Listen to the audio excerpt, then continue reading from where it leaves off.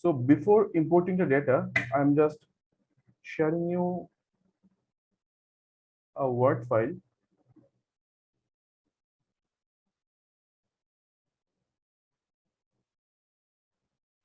Is it visible?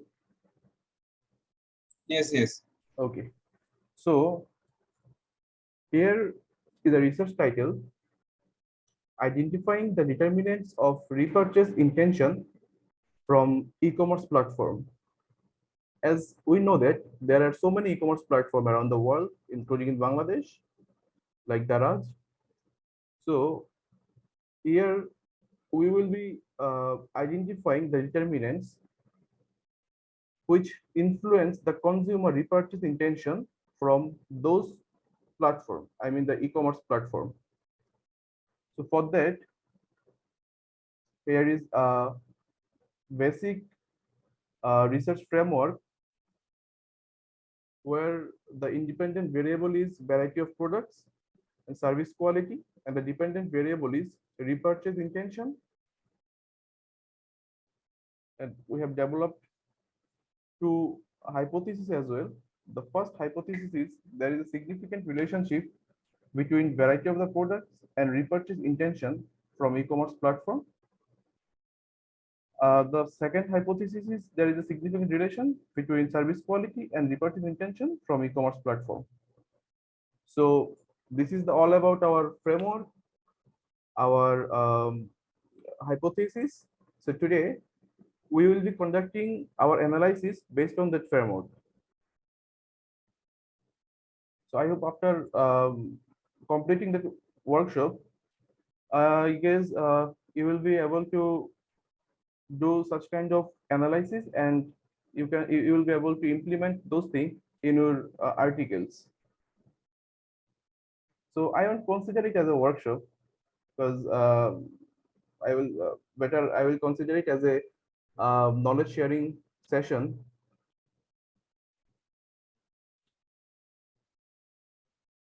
So for that, I have developed a draft questionnaire, and the first two questionnaire are the demographic profile of the respondents. Here is the ID number.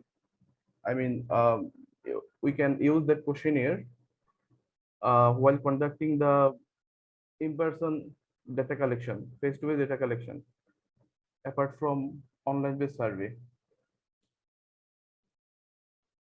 So here is some statements.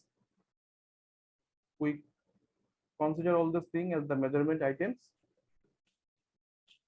So here we'll be using the 5-point Likert scale, where the respondents will provide their perception, will be sharing their perception based on the 5 factors.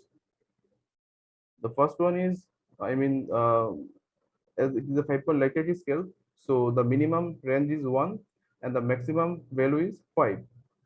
So 1 represents for strongly disagree, 2 disagree, 3 neutral, 4 agree, 5 strongly agree.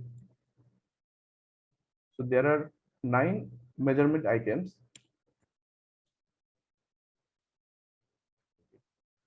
Let's get back to the I mean our PPT. So first of all, part is data importing. Suppose you have conducted a survey, whether it is based on online or in person. So after collecting all the data, you have to import it in Excel file, and after that, those Excel files should be imported in SPSS. But there is the advantage of conducting online survey because you don't have to put manually all those information, all those data in Excel file.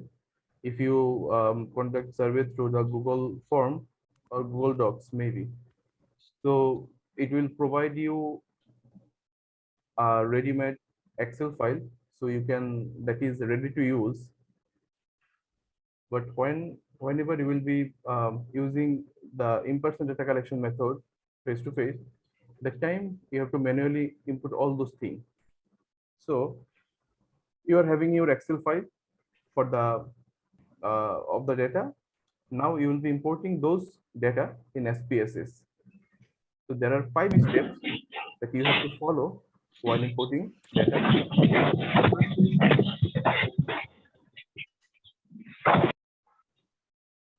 The first is open the SPSS software. Then there will be a particular option called file.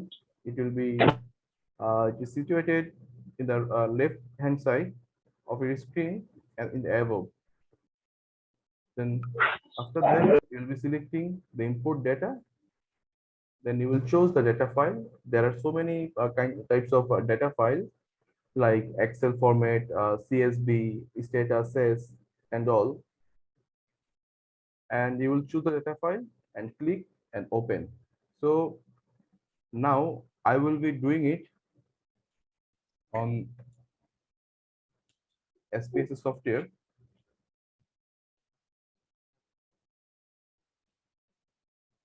My SPSS window is visible, sir? Yes, yes. Okay. Here you will get option file. Okay. Click on the file, then click on the input data.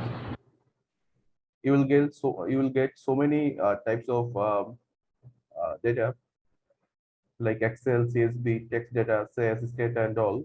So as my file is Excel, I will click on Excel.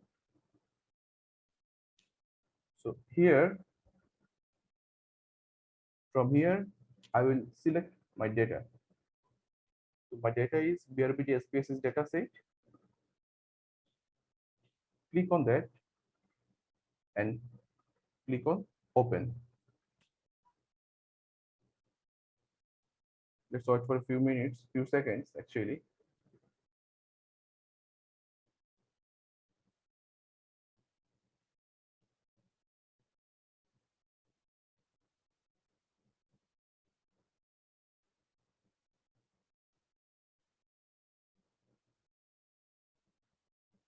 Click on OK.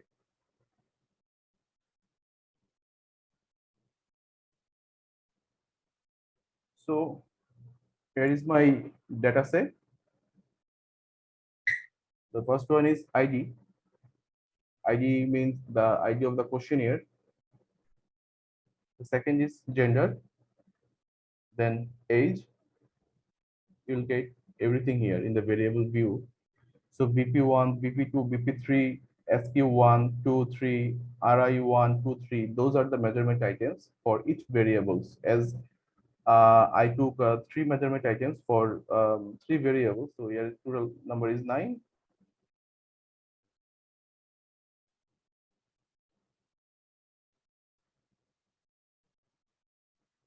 Now you have imported the data. So what next? Next is data cleaning. So whenever you will be doing the data importing on Excel manually, there is a high chance that we can make mistake, we can make error. So what we have to do that time? We have to clean the data. So data cleaning is the process of fixing or removing incorrect, corrupted, incorrectly formatted, duplicate, or incomplete data within a data set. Like if you put a wrong number, wrong digit in the data set, if there is any missing value, that time you have to do the cleaning.